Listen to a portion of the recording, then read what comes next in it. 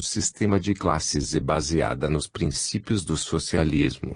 É inegável que a evolução leva ao socialismo e todos aqueles que ignoram o advento de uma estrutura social baseada no regime socialista o fazem porque vivem alheios às grandes conquistas científicas e filosóficas alcançadas pelo espírito humano. O homem e a sociedade se enobrecerão com um socialismo baseado na imortalidade da alma e no processo palingenésico dos espíritos. Sem socialismo não se compreende nem se compreenderá a verdadeira essência do indivíduo, pois toda a evolução espiritual leva ao congraçamento fraternal dos espíritos. Mas a fraternidade, para ser efetiva, deverá basear-se no socialismo, visto que onde existam interesses privados e classes sociais não poderão nunca prosperar a ideia e a prática da fraternidade. O pior inimigo da solidariedade e da confraternização é o sistema de propriedade baseado no regime capitalista. Este sistema ou regime é completamente anti-espiritual e anticristão. O espírito de posse impede o advento do cristianismo e Jesus só chegará a reinar num sistema social onde não existam classes sociais, quando a exploração capitalista tenha desaparecido para sempre. Consideramos que sem socialismo a humanidade mente que se aniquila a si mesmo. O regime social baseado no capitalismo fará que as portas dos lares, povos e cidades, permaneçam fechadas. Com esse sistema social e materialista as portas das casas jamais se abrirão fraternal nem coletivamente, tal como queria o divino Galileu. Somente o socialismo abrirá as portas dos povos para que as almas se aproximem.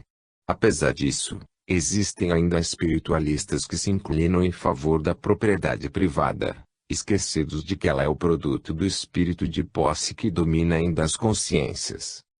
Jesus e todos os grandes seres nunca foram partidários da propriedade individual. Eles não possuíram nada como propriedade, nem se apropriaram de coisa alguma para considerá-la privativa deles. Só os doentes do espírito de posse defendem e argumentam em favor da propriedade privada. Isso, porém, não faz mais do que revelar a psicologia ambiciosa e conservadora desses seres.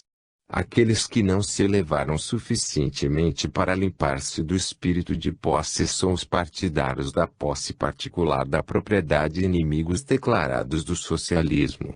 Estão ao lado das classes ricas e conservadoras e não ao lado dos miseráveis e deserdados. O Espiritismo, revolução dinâmica na ordem espiritual e social, está, pelo contrário, sempre ao lado de Jesus. Porque ele, homem humano e divino, colocou-se a favor do futuro humano, quer dizer, defendeu a causa dos pobres e explorados. Por isso, seu nome vive como um foco de luz no fundo de todas as consciências emancipadas e progressistas. Sua palavra e sua doutrina são os melhores meios para confirmar a razão moral e espiritual do socialismo. Temer, pois, a sociedade socialista, é temer também o futuro dos povos. Temem as sociedades sem classes os que defendem sistemas religiosos e doutrinas sociais que justificam a chamada exploração do homem pelo homem. O ideólogo espírita sustenta sempre novas concepções do mundo e da vida, porque baseia seu pensamento na lei palingenésica. Sua filosofia é dinâmica e criadora e por isso não aceita nenhum sistema conservador, tanto espiritual como social, que se opõe à lei do progresso. O Espiritismo vê em toda transformação um renascimento e em cada renovação um estado mais propício para alcançar novos estágios sociais e espirituais. Segunda parte. Para uma doutrina social da filosofia espírita. Capítulo 11. A filosofia espírita em meados do século XX. Com a evolução do pensamento humano, a filosofia espírita vem adquirindo por gravitação de seus próprios valores espirituais, um posto cada vez mais concorde com sua finalidade, espiritualizar a consciência humana por meio da ciência, da filosofia e da religião. Isto é, por meio das suas três grandes instâncias que orientam o homem de acordo com as ressonâncias psicológicas de cada temperamento. Deste modo, a filosofia espírita é, como já se afirmou, Um fator importante para o porvir da cultura, já que nos meados do século XX chegou-se à conclusão de que o temperamento humano se desenvolverá graças a essas três instâncias que são a ciência, a filosofia e a religião.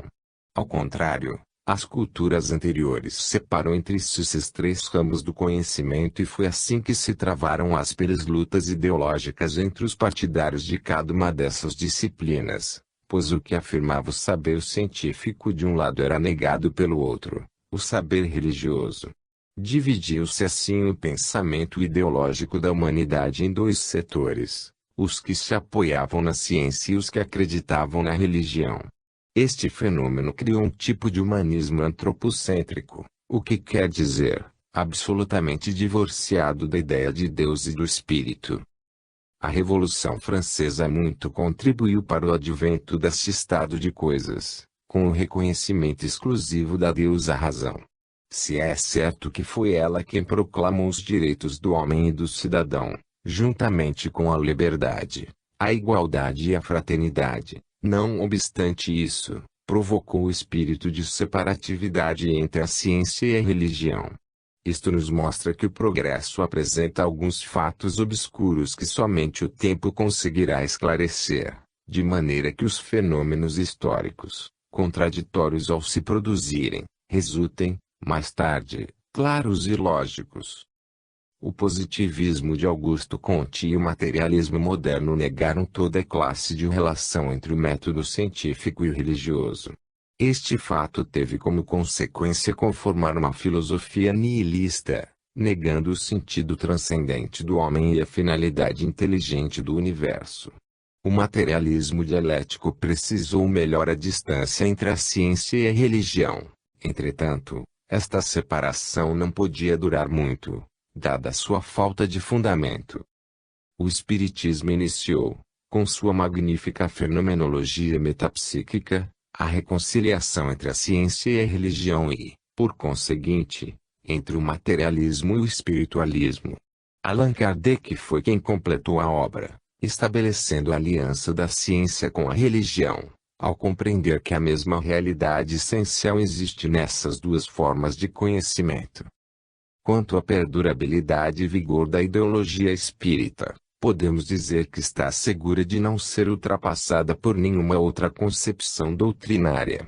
Ainda que os contratempos sejam numerosos, não poderão paralisar jamais o desenvolvimento dos seus princípios.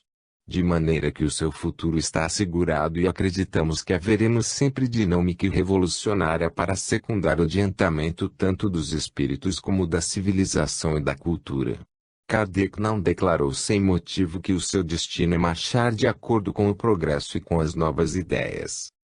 Com efeito, os fundamentos do Espiritismo, em vez de se desfazerem, são confirmados pela modificação que se opera nos princípios da própria biologia. Para muitos homens de ciência, entre eles o biólogo francês Pierre Leconte de Noye, a evolução já não corresponde apenas às combinações fisioquímicas, agora observamos nela a manifestação de uma ideia impulsionada, ao que parece, por uma vontade soberana. Outro famoso biólogo, Gustave Mercier, escreveu uma obra intitulada O Dinamismo Ascensional, em que desenvolve uma concepção da vida como fenômeno de caráter universal, que a evolução faz avançar a partir dos estratos inconscientes regidos pelo determinismo, até as elevadas esferas da liberdade. Vejamos qual é o seu pensamento filosófico. A criação, escreve, está sempre em curso, quantitativamente. O universo tem se desenvolvido sobre si mesmo por seu próprio desenvolver, reunindo trabalhos e esforços de todas as partes individualizadas. O que chamamos vida deriva da organização total, que não tem limite inferior. O átomo, sendo organizado, é vivente. Nenhum elemento separa o mundo mineral do chamado orgânico. A consciência marca o acesso a um estado superior, o da espiritualidade, que biologicamente se define como uma conquista do tempo e do espaço, como uma posse de si mesmo, conduzindo à posse de uma porção crescente do universo e à liberação progressiva das leis materiais. Existe uma identidade de natureza entre a energia e a espiritualidade humana, permitindo a esta última conquista progressiva e a posse, pela consciência, dos planos sobre os quais se edifica o universo. O universo leva em si mesmo a sua razão suficiente e a sua justificação.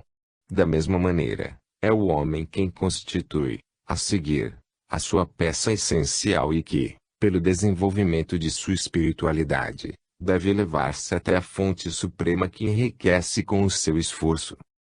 Outro sábio, Alberto Vandel, professor de zoologia da Faculdade de Ciências de Toulouse, em seu livro O Homem e Evolução, declara: se a evolução é antes de tudo o desenvolvimento do espírito, emergência da consciência fora do material e do orgânico, se o pensamento representa o modo superior do ser, como a energia é a forma nobre da matéria, o sentido da vocação humana não pode ser posto em dúvida. O homem deve esforçar-se por subtrair-se ao domínio das influências materiais, hereditárias, familiares e raciais, que procedem de suas origens orgânicas, a fim de integrar-se a fundo na imensa aventura espiritual em que se joga o destino do mundo. Na escala humana, continua, todo progresso real só se pode inscrever sobre o plano do espírito. Será por um constante esforço de profundidade e de ampliação interiores que o homem cumprirá seu próprio destino, ao mesmo tempo que participará da obra universal. A moral da necessidade e do interesse pessoal, que se alimenta nas mesmas fontes da atividade animal, é incapaz de satisfazer aquele que penetra o sentido e o valor da tarefa humana. O homem deve trabalhar na obra coletiva que, por sua vez, o faz progredir e o integrar no desenvolvimento universal, e será num total dar-se a si mesmo e num comprometer-se sem reservas, que extrairá força, confiança e alegria. Lincoln Barnett, autor de um livro intitulado Einstein e o Universo, pode-se dizer que corrobora esta nova cosmovisão, que está sendo elaborada no terreno científico, abrangendo o homem e o seu destino. Na evolução do pensamento científico, escreve Barnett, um fato aparece infinitamente claro: não há mistério do mundo físico que não conduza a um mistério que ultrapassa a nós mesmos. Todas as grandes rotas da inteligência, todas as sínteses de teorias e conjecturas, conduzem finalmente a um abismo que a natureza humana não pode transpor. Quanto mais se amplia o seu horizonte, tanto mais se vê obrigado a reconhecer, como o disse o físico Niels Bohr, que somos ao mesmo tempo espectadores e atores, no grande drama da existência.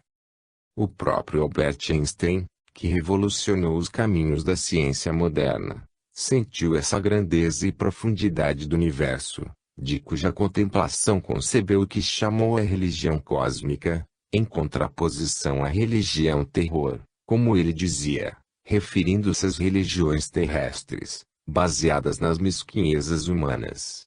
O Espiritismo forja sua filosofia no infinito, e sua grandiosa concepção palingenésica do homem e da natureza revela essa mesma visão espiritual do cosmos.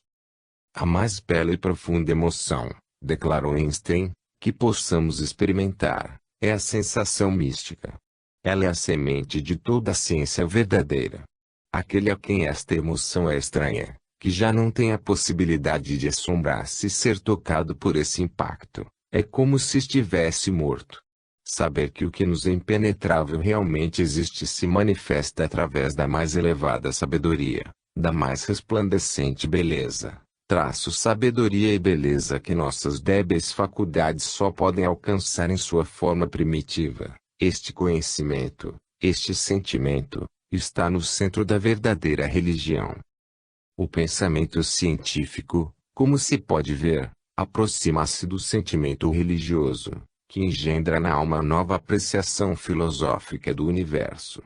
O Espiritismo proclamou a existência da lei de adoração porque o espírito humano, sendo de natureza divina e imortal, cada vez mais se aproximaria do profundo mistério da criação, para amá-lo e reverenciá-lo. Essa mesma lei de adoração nos mostra que o melhor templo do homem é o cosmos, no qual se unirá diretamente a vida divina, pela prática e reconhecimento dessa religião cósmica, proclamada muito acertadamente pelo próprio Albert Einstein. Capítulo 12. A filosofia espírita e o pensamento atual.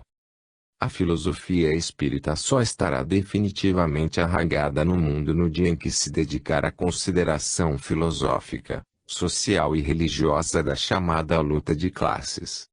O problema desta luta absorve quase toda a atenção do homem contemporâneo. Seria um erro não reconhecer que todo pensamento espiritualista dos novos tempos só avançará se souber enfrentar esse tremendo conflito, que se desenvolve entre as classes sociais. Não olvidemos que todo o progresso da cultura só é possível no plano da consideração histórico-social.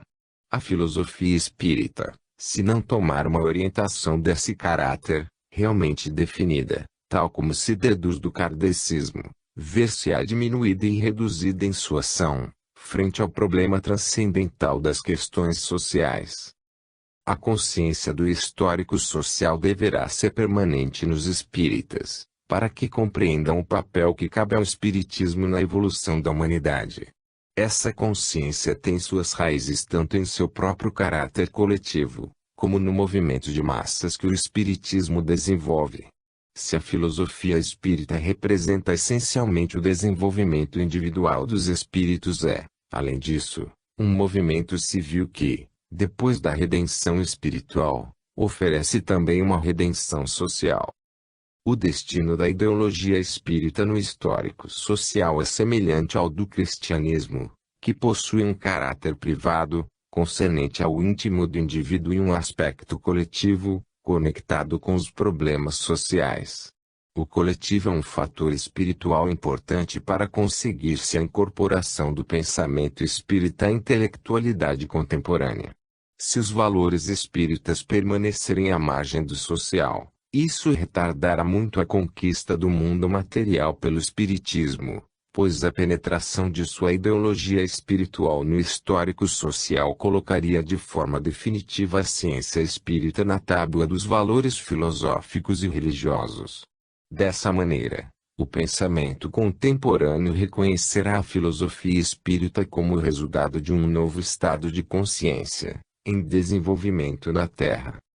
O mundo é um cenário que pertencerá aos espíritas através da ação coletiva que desenvolvem. Sem o mundo e a sociedade, o espiritismo será apenas um fato individual. Sua ideologia, porém, deverá transfigurar não somente a alma do indivíduo, mas também a alma coletiva do mundo. Daí se conclui que a luta de classes é um tema eminentemente espírita, já que sua raiz fundamental está ligada ao desenvolvimento de cada espírito.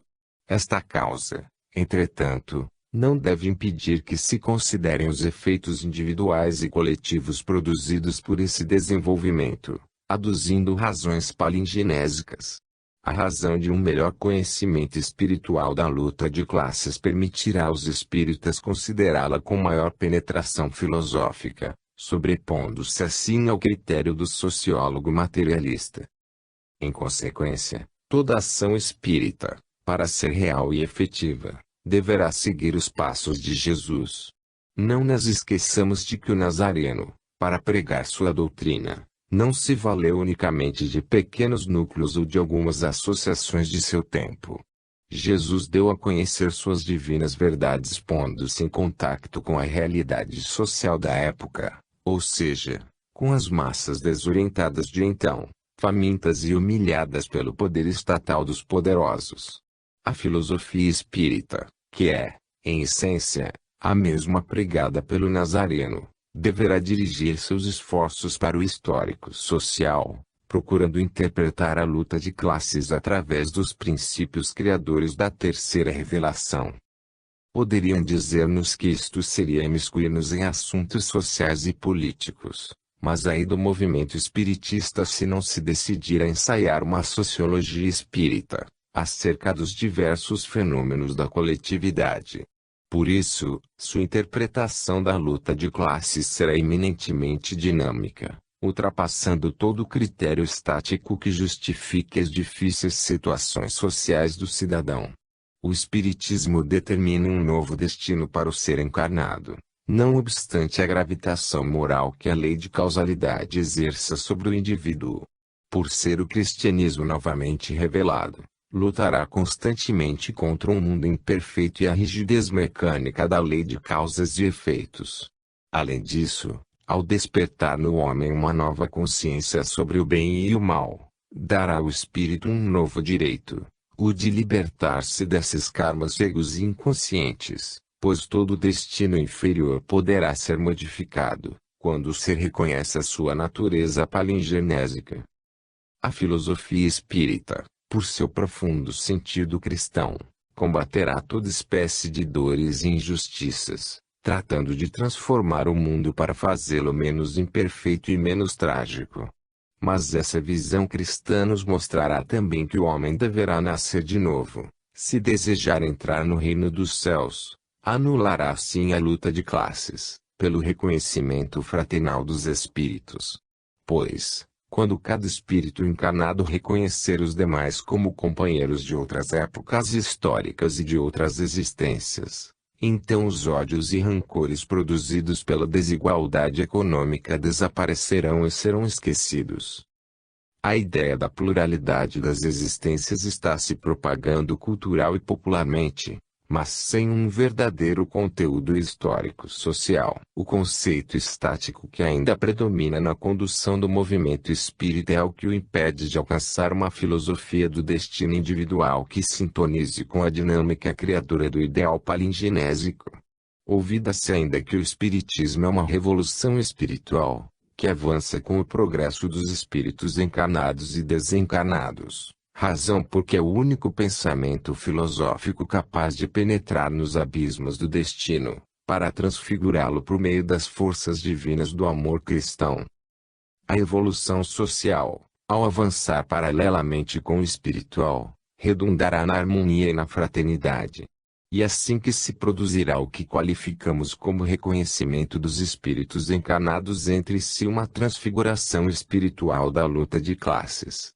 Mas isto só se alcançará se os espíritas se entregarem ao estudo das questões sociais, abandonando o conceito conservador que ainda sustentam em suas considerações sociológicas, em contradição com as considerações de Kardec, que afirmou: uma nova ordem de coisas tende a estabelecer-se e os mesmos que a isso se opõem com mais empenho são os que mais o ajudam. Sem sabê-lo, a geração futura, desembaraçada das escórias do velho mundo e formada com elementos mais depurados, estará animada de ideias e sentimentos muito diferentes dos da geração passada, que desaparece a passos de gigante. O velho mundo terá morrido e só viverá na história, como morreram os tempos da Idade Média, com seus costumes bárbaros e suas crenças supersticiosas. A geração que desaparece levará consigo suas preocupações e seus erros. A geração que surge, alimentada em fontes mais puras, imbuída de ideias mais sadias, imprimirá ao mundo um movimento ascensional no sentido do progresso moral que deve marcar a nova face da humanidade. Como vemos, Kardec era um progressista e um sociólogo, com vistas ao futuro da sociedade humana. Por isso via na filosofia espírita um dos melhores instrumentos para dar impulso à marcha da evolução individual e coletiva. A esse respeito, escreveu, o espiritismo tem que desempenhar um grande papel neste movimento regenerador, não o espiritismo inventado por uma crítica maligna e cética, mas o espiritismo filosófico.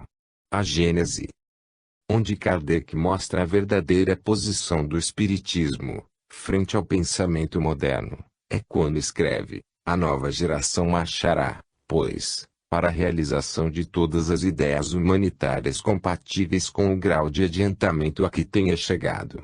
O espiritismo, que aspira ao mesmo fim e realiza as suas metas, encontrar-se-á com ela no mesmo campo.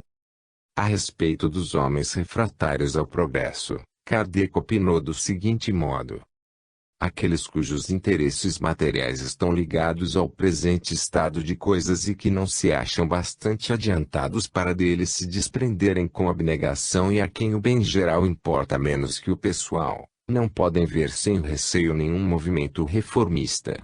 A verdade é para eles uma questão secundária ou, melhor dizendo, a verdade para certas pessoas está toda naquilo que não lhes causa distorção alguma. Todas as ideias progressistas são para elas subversivas, e por isso eles votam um ódio implacável e lhes fazem encarniçada guerra.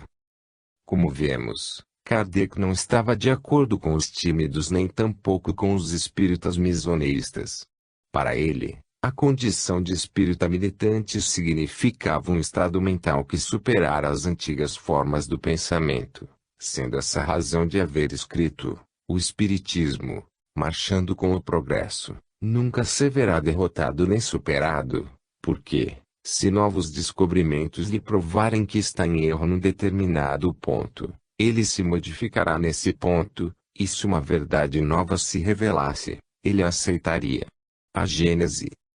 O pensamento adiantado e dinâmico de Kardec mostrando-nos que os seus discípulos deveriam ser legítimos representantes da evolução humana.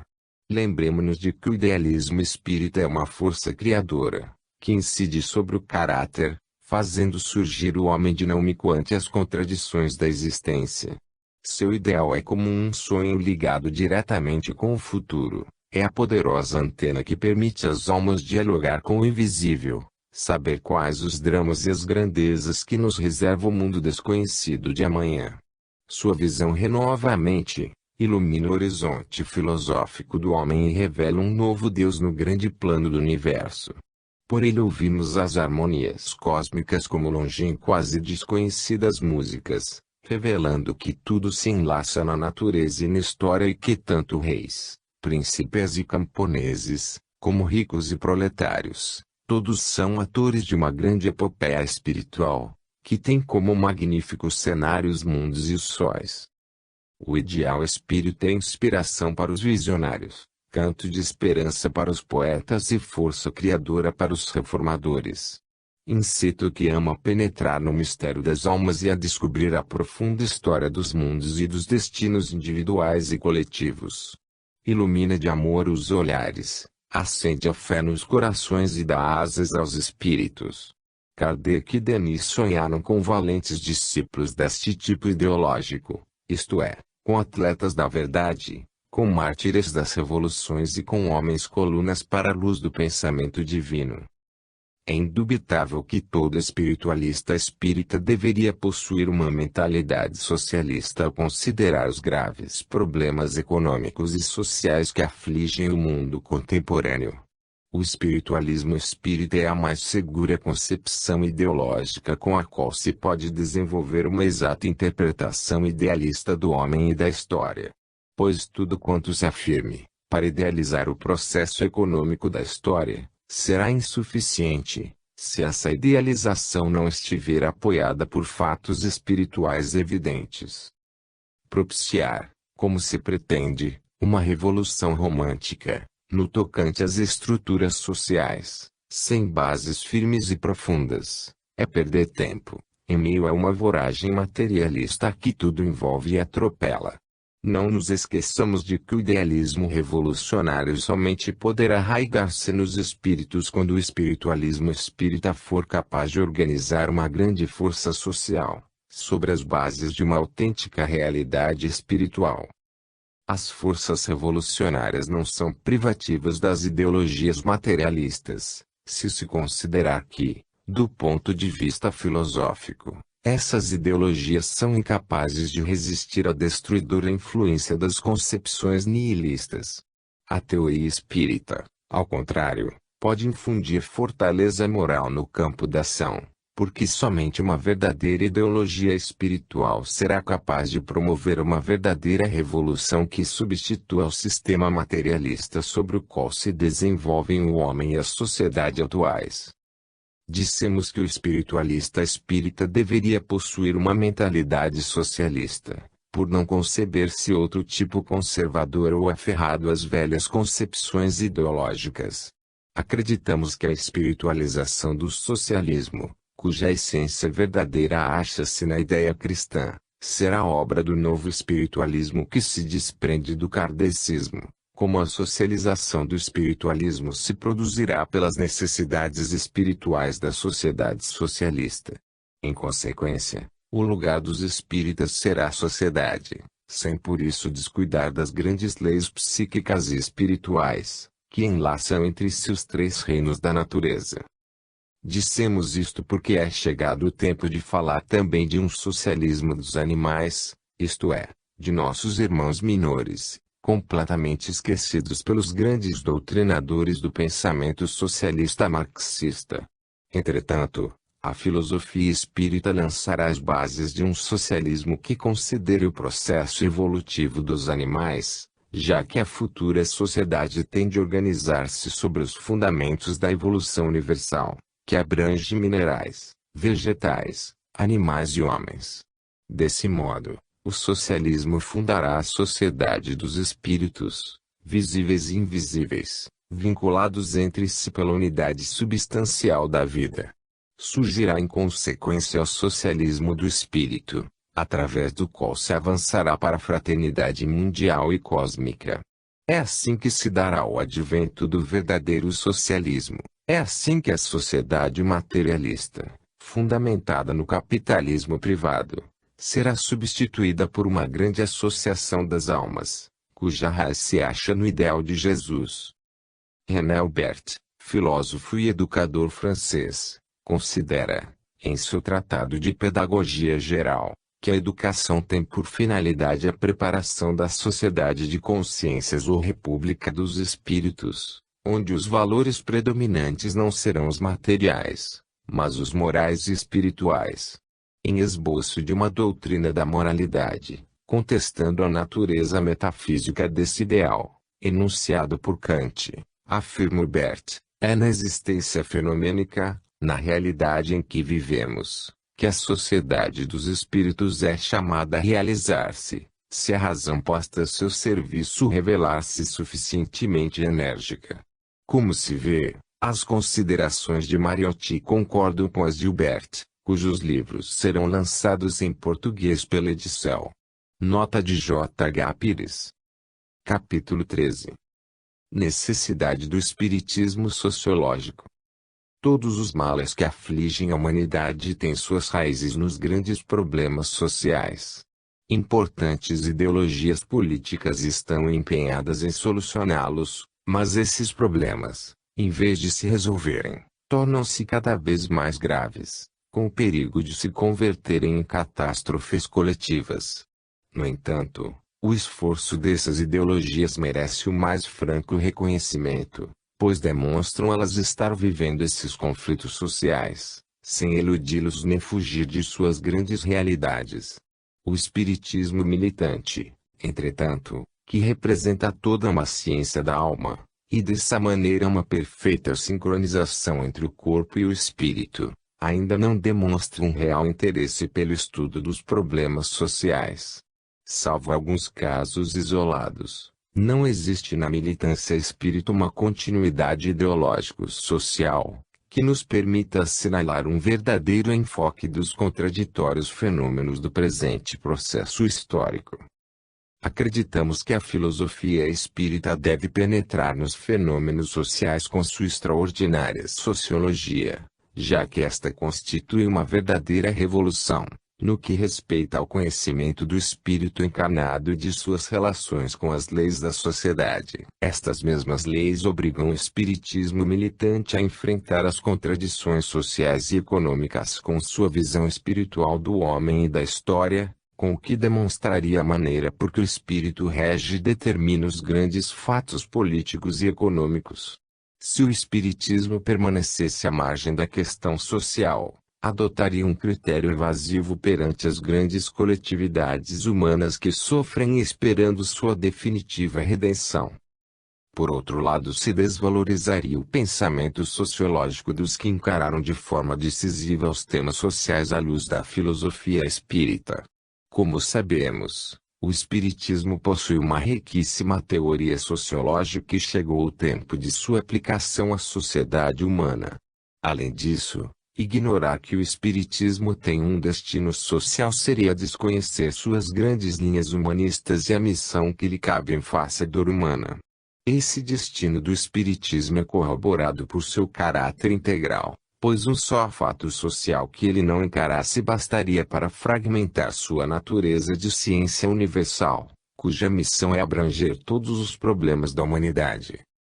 Os que têm a propensão de circunscrevê-lo às experiências de laboratório negam o seu caráter transcendente, limitam e retardam o seu apostolado espiritual e social.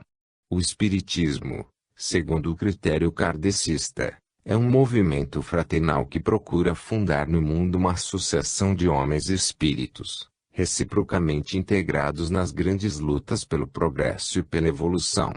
Sua militância social e fraterna dirige-se sobretudo aos tristes e necessitados, que sofrem sob o contraditório sistema econômico contemporâneo.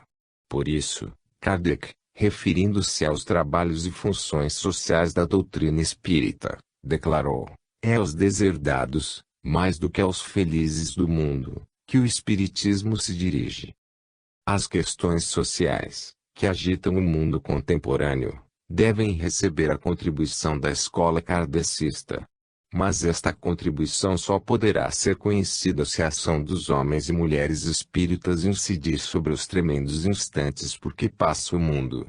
A sociologia contemporânea procura situar a luta de classes dentro do tomismo, do marxismo ou do comunitarismo, esta nova escola social surgida há pouco.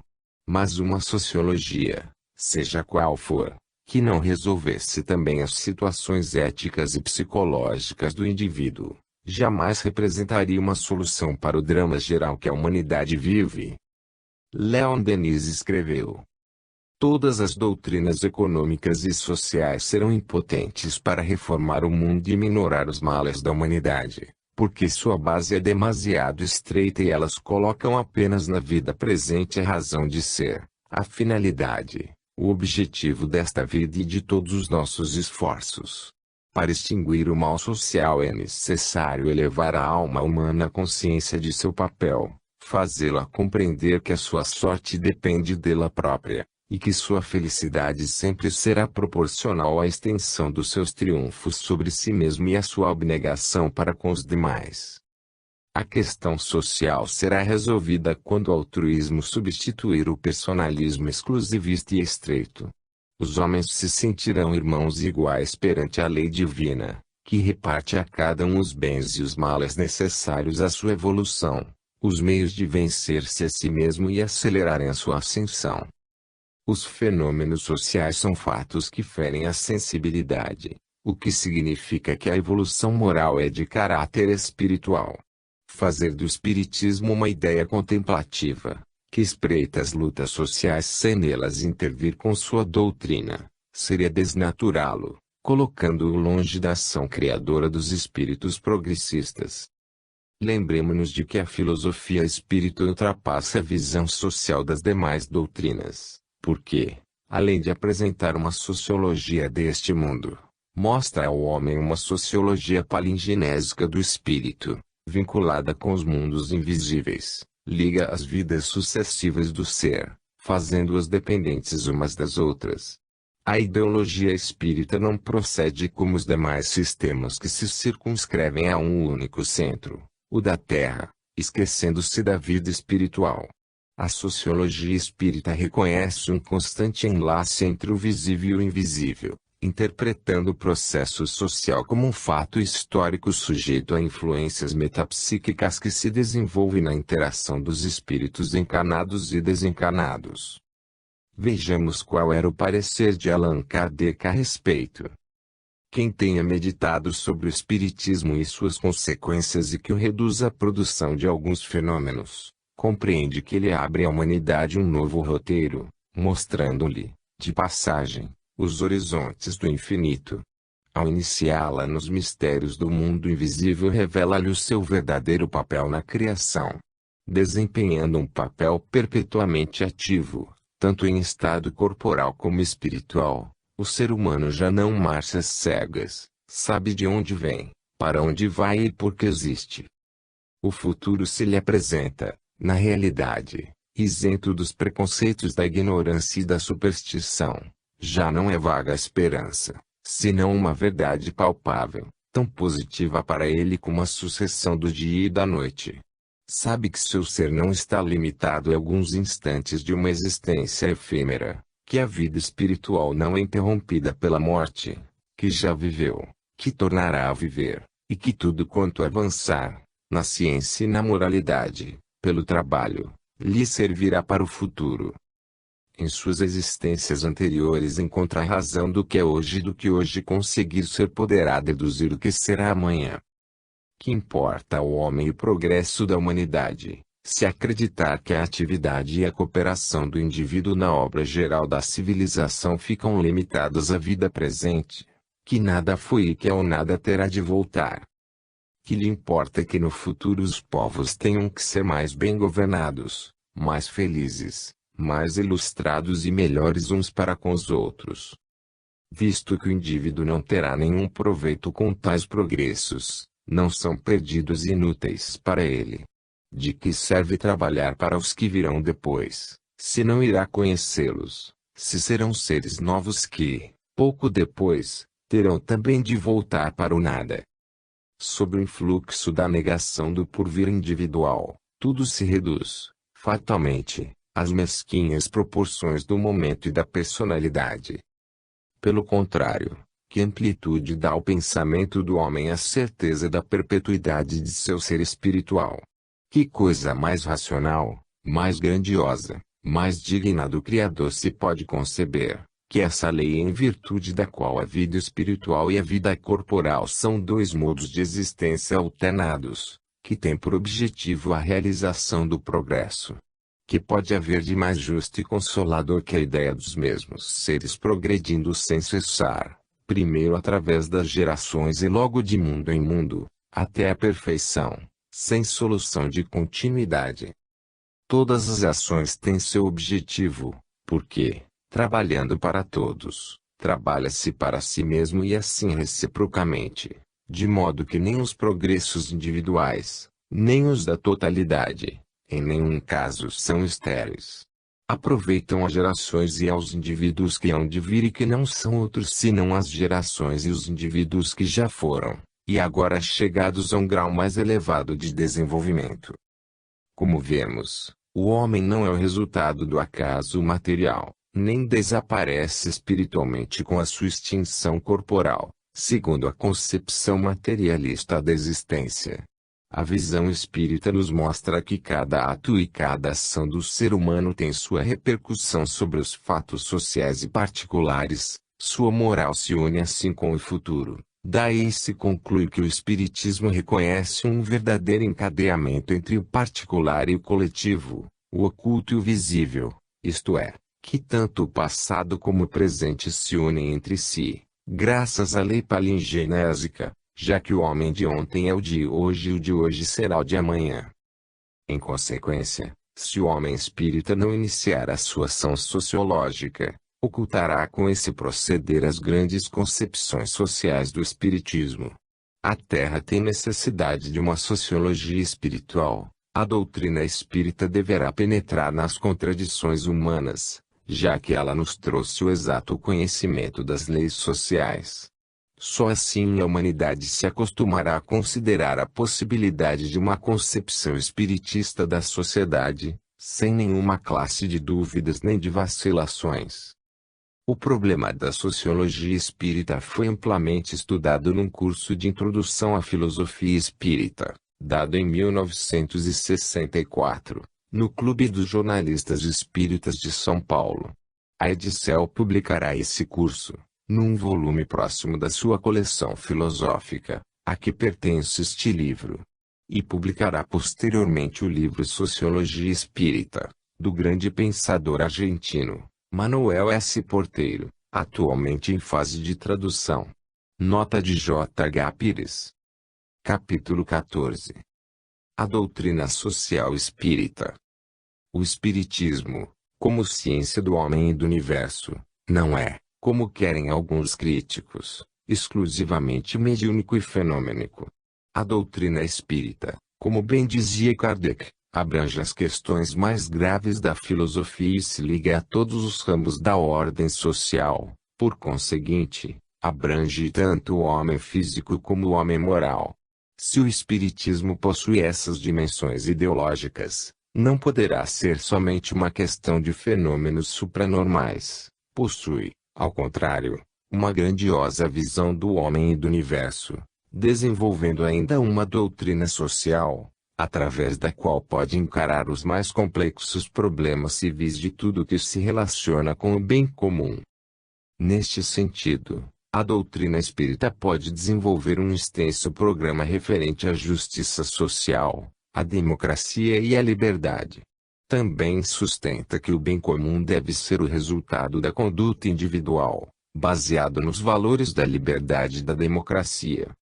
A concepção espírita do homem e da sociedade sustenta que os estados realmente democráticos deverão elevar-se até o plano espiritual do ser e considerar a sua evolução palingenésica.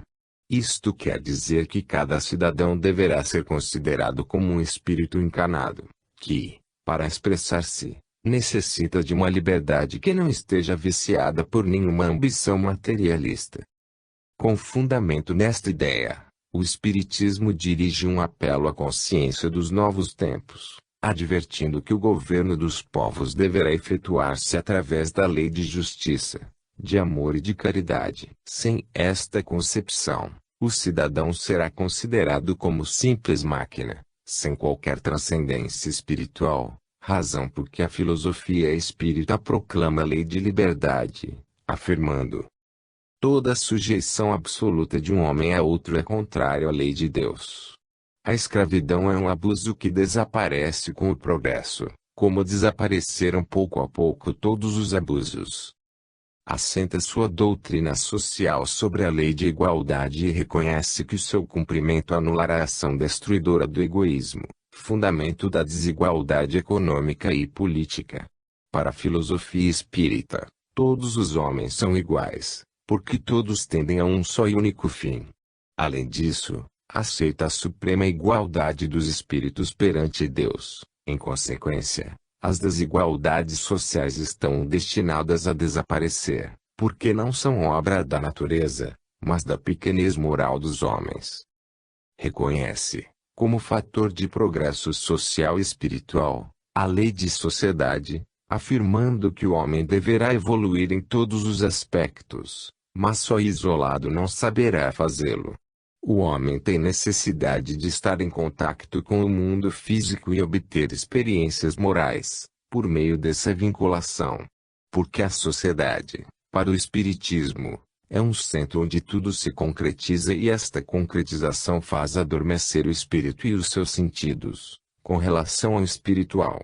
Mas o homem moderno não deve temer objetivação ou materialização dos princípios superiores. Deve, pelo contrário, lembrar-se de que o próprio espírito é uma objetivação, ao produzir-se a sua encarnação na Terra.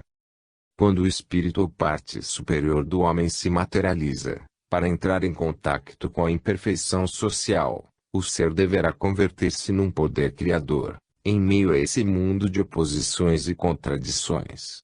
Nenhum ser superior poderia merecer essa designação se fugisse à imperfeição humana.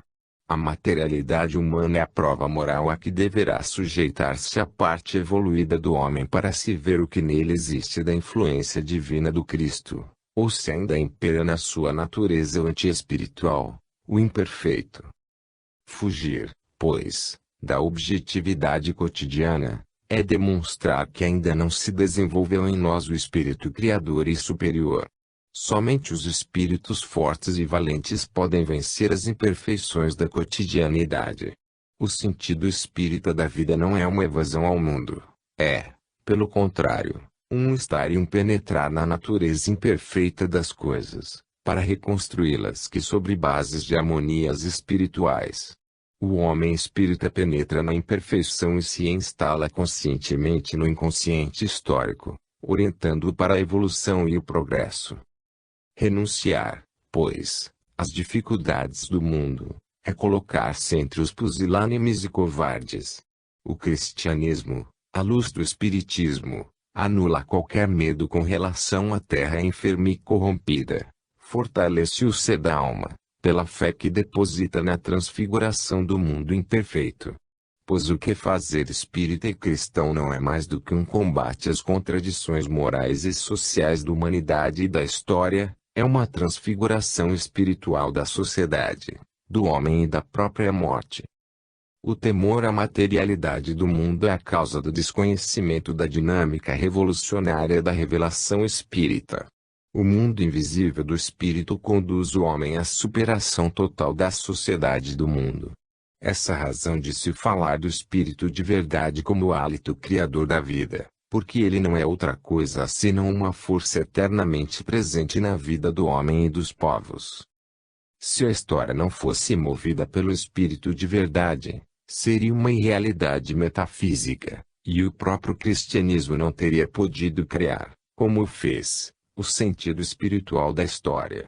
Esta é a razão pela qual o socialismo deverá apoiar-se na realidade viva e criadora dos mundos invisíveis do espírito, posto que o processo histórico não faz outra coisa senão mostrar-nos a força espiritual que o move, desde o princípio dos séculos. É necessário reconhecer que os fatos históricos são formas objetivadas do mundo invisível. Os que ainda sustentam que a sociedade e o processo geral da história decorrem unicamente dos modos de produção, não viram o real desenvolvimento das coisas. Se procurassem aproximar-se um pouco da filosofia espírita, veriam quão profundo é o ser do homem e da história e quão diferente o conceito idealista da existência através de sua visão palingenésica.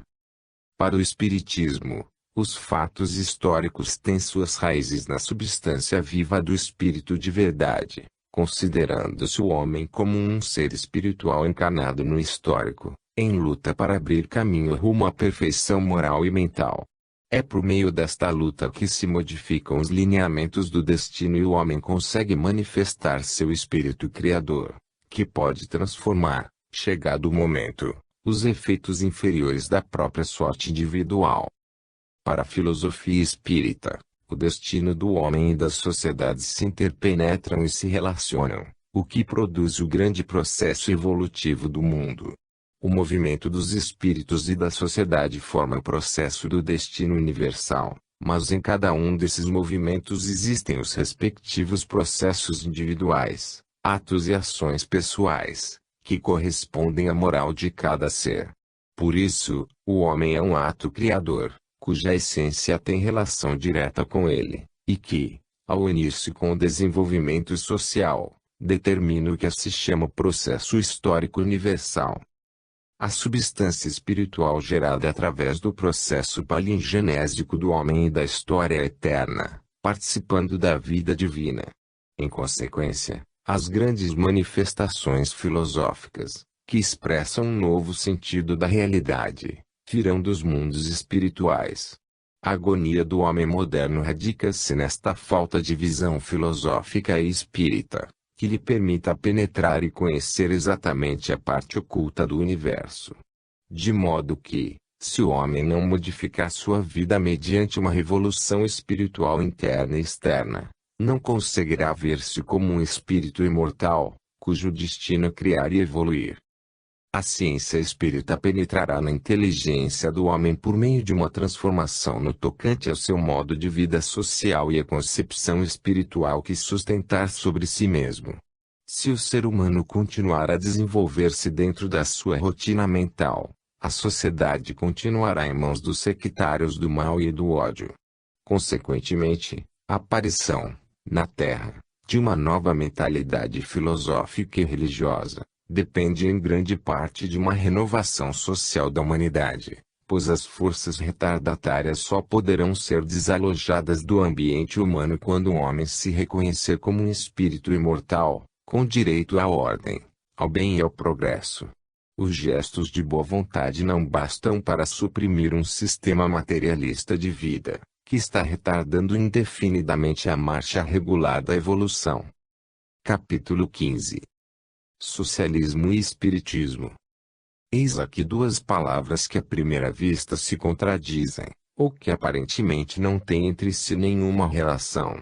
Entretanto, se penetrarmos na essência de cada uma delas, compreenderemos que o mesmo valor subjetivo e espiritual as une e identifica. Descobriremos que o socialismo é uma consequência do espiritismo, visto que o social é sempre uma consequência do espiritual. O socialismo, disse Cosme Marinho, é um capítulo do espiritismo. Os fenômenos sociais têm sua ciência interpretativa no socialismo, como os fenômenos espirituais têm sua ciência demonstrativa e filosófica no espiritismo. Deste modo, verificamos que o social e a sociedade estão regidos pelo espírito, e que ambos os fatores, o social e o espiritual, se interpenetram e necessitam reciprocamente um do outro. A sociedade é o ponto de reunião dos espíritos, o lugar onde se opera a encarnação ou o fenômeno palingenésico e também o cenário sobre o qual o espírito, individual e coletivamente considerado, desenvolve sua evolução e se defronta com muitas situações ligadas ao seu passado espiritual. De modo que a sociedade é o âmbito no qual o espírito encarnado cumpre a sua missão humana e onde acelera ou detém o seu progresso individual. Se a sociedade é imperfeita e deficiente, do ponto de vista de sua organização, será inadequada para oferecer ambiente de justiça e de beleza, cujas influências são benéficas para a evolução espiritual. Porque, se a estrutura social estivesse baseada na injustiça e na desordem, a sociedade cumpriria um papel improdutivo, e além disso não estaria em relação com as aspirações dos grandes espíritos que tanto têm trabalhado pelo bem-estar individual e coletivo dos homens. A sociedade é o âmbito imprescindível em que há de apoiar-se o desenvolvimento moral dos espíritos encarnados. Porém, se ela, repetimos, estiver organizada sobre leis injustas e inumanas, a evolução se ressentirá e a harmonia entre os homens jamais se estabelecerá. Não nos esqueçamos de que cada sociedade contém a seiva nutritiva que há de alimentar as veias da alma.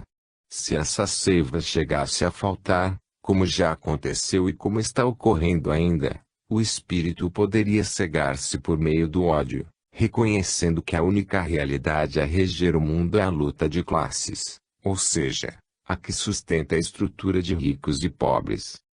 O socialismo, que é a ciência dos fenômenos sociais, chegou a esta conclusão: o ressentimento das classes desaparecerá com a eliminação das mesmas, estabelecendo-se para isso um sistema social e econômico em que tudo pertence à sociedade, isto é, ao patrimônio comum e onde não existam proprietários, como no sistema ainda imperante, onde são eles os únicos donos da riqueza produzida pela massa assalariada.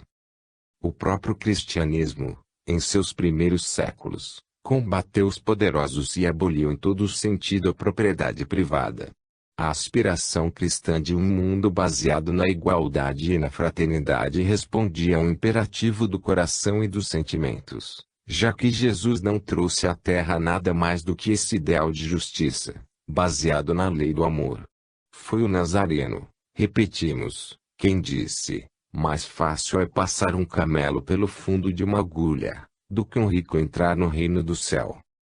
Se fizéssemos um estudo psicológico, do ponto de vista cristão, a respeito do mal, descobriríamos que suas raízes se encontram, em grande parte, sobretudo o mal psicológico, feito de egoísmo e de inveja, na desigualdade de bens que, como sabemos, dá origem à desigualdade de posições sociais e engendra, além de tudo, a desigualdade de afetos e sentimentos. Sabe-se que a igualdade de afetos e sentimentos nasce da igualdade de situação econômica e de uma mesma forma de acomodação social. Mas, se os homens são diferentes entre si, por motivos sociais e econômicos, nunca poderão harmonizar suas mentes com as leis divinas. Esta situação fará que um homem se sinta profundamente separado de seu semelhante, que pode entregar-se ao gozo de todos os prazeres pela riqueza abundante de que dispõe. O espírito, frente a esta desigualdade econômica e social, arma-se para lutar contra seu próximo, a fim de tomar para si o que lhe falta. Esta luta, consequência da desigualdade de classes, afastará o homem de todo pensamento fraternal e religioso. E, como sempre tem acontecido, verá nas ideias espirituais os principais motivos da desigualdade econômica dos povos. O Espiritismo veio revelar ao socialismo o verdadeiro sentido da imortalidade da alma. Com isso, os socialistas